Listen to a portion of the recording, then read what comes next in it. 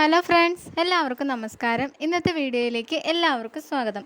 ഗർഭകാലത്ത് ചെയ്യുന്ന anomaly scan എന്താണ്, എന്തിനാണ് ചെയ്യുന്നത് എന്നതിനെക്കുറിച്ചാണ് ഇന്നത്തെ വീഡിയോയിൽ പറയുന്നത്. ഗർഭകാലത്തെ സ്കാനിങ്ങുകളിൽ വളരെ ഇമ്പോർട്ടൻ്റ് ആയിട്ടുള്ള സ്കാനിംഗ് ആണ് അനോമലി സ്കാൻ.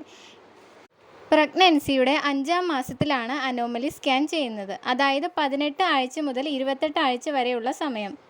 കുഞ്ഞിന് ഏതെങ്കിലും തരത്തിലുള്ള അംഗവൈകല്യങ്ങളോ മറ്റ് പ്രശ്നങ്ങളോ ഉണ്ടോ എന്നറിയാൻ വേണ്ടിയിട്ടാണ് അനോമലി സ്കാൻ ചെയ്യുന്നത്.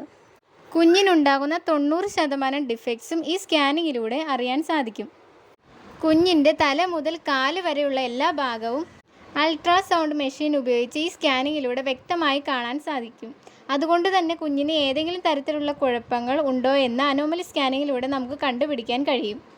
കുട്ടിയുടെ ബ്രെയിൻ, കിഡ്നി, ഹാർട്ട്, എല്ലുകൾ, തല, മുഖം, വയറ്, ജനനേന്ദ്രിയം, കുടല്, കൈകാലുകൾ കുഞ്ഞിന് മുറിച്ചിട്ടുണ്ടോ എന്നൊക്കെ ഈ സ്കാനിങ്ങിലൂടെ നമുക്ക് കണ്ടുപിടിക്കാൻ കഴിയും.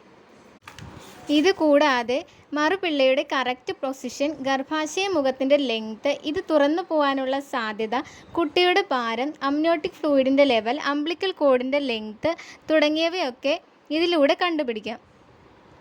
മാത്രമല്ല കുഞ്ഞിൻ്റെ ജെൻഡർ ഏതാണെന്നും അനോമലി സ്കാനിങ്ങിലൂടെ മനസ്സിലാക്കാൻ സാധിക്കുന്നതാണ്. സ്കാൻ ചെയ്യുന്ന സമയത്ത് കുഞ്ഞിന് നന്നായി അനങ്ങിക്കൊണ്ടിരിക്കുകയാണ് അല്ലെങ്കിൽ കുഞ്ഞ് പുറം തിരിഞ്ഞ് കിടക്കുകയാണ് എന്നൊക്കെ ഉണ്ടെങ്കിൽ സ്കാൻ റിപ്പോർട്ട് കറക്റ്റായി കിട്ടണമെന്നില്ല.